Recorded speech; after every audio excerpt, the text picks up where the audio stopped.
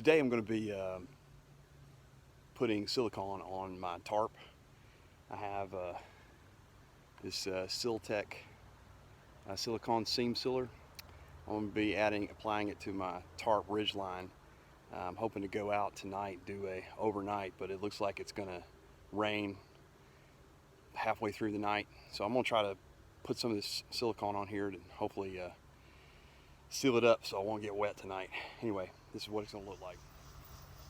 So simply, I applied the seam sealer to the Ridgeline. It says to apply a bead. I'm not really a professional at this.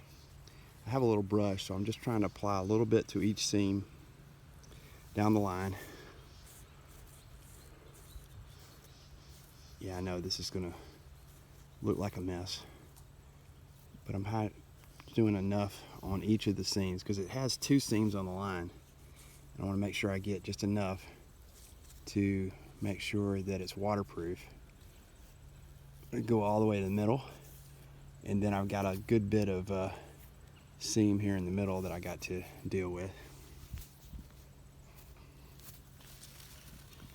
So right here you got this tie out point for the midline. I'm going to put a little bit of stuff there, go across. So that's kind of what it's going to look like. And then I've got a brush that I'm going to get all this stuff spread out.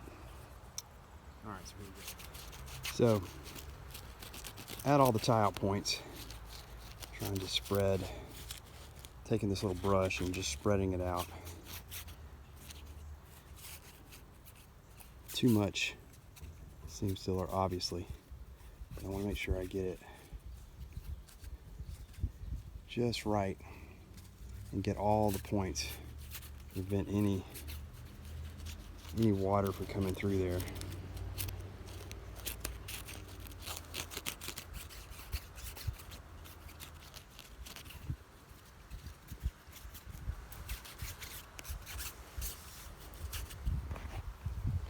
So that's kind of what the silicone looks like. You can get this silicone sealer at any outdoor store, or you can make it yourself with a combination of the silicone and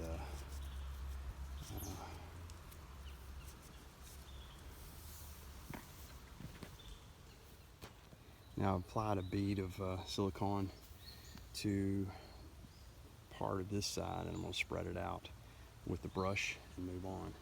You can usually have a painter's brush, one of those foam brushes that would probably do a better job. This just came with the Lite Outdoors tarp, so I'm using it. You can tell I'm no professional seam sealer, but I think it'll do the trick.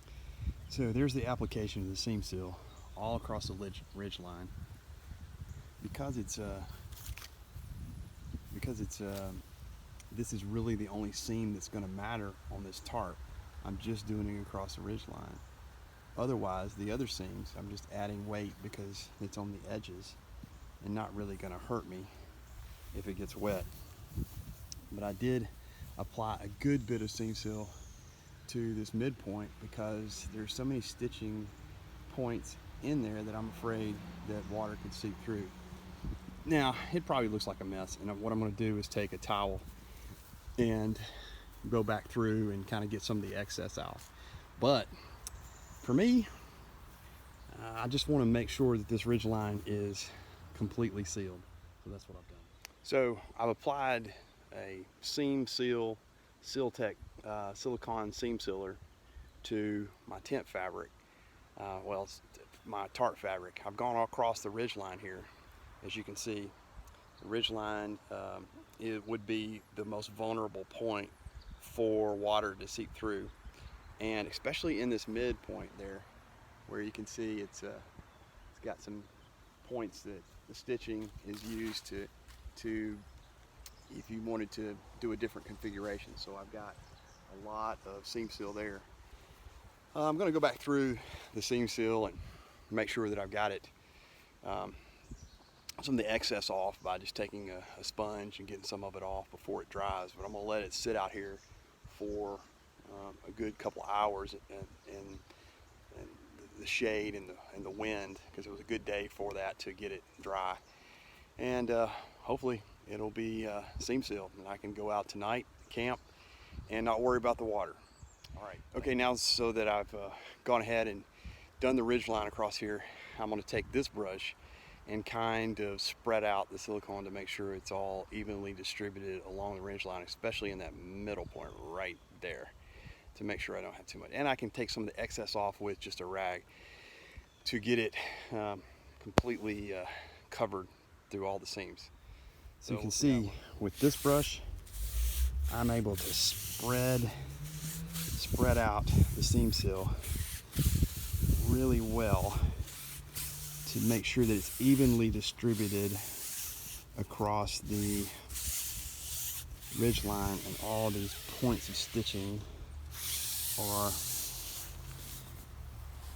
and make sure all these points of stitching are well covered.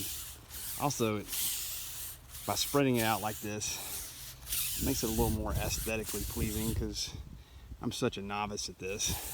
I mean, you got to start somewhere, right? If you don't go ahead and do this, then your tarp is gonna be susceptible to rain. So, I mean, I'm not claiming to be a pro at this, but I can at least make it functional. Now, I did apply a whole bunch to this just to make sure that I don't have any points that are vulnerable to rain. All right, so there's that. All right, so there we are. I've got the tarp drying with the ridge line.